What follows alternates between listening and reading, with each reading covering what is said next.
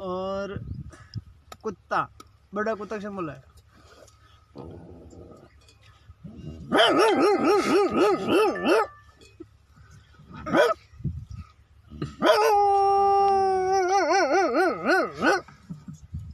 वो बड़ा कुत्ता की आवाज सुने छोटो ऊंचा है, तो छोटो ऊंचा कैसे बोले?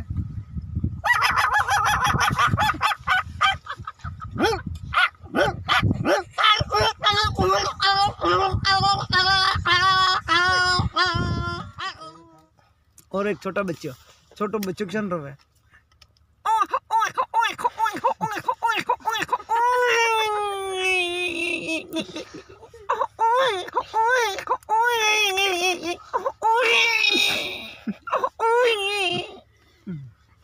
देख अब देखो देखा। और मुर्गा सुबह 4 बजे मुर्गा बोले, वो क्या बोले?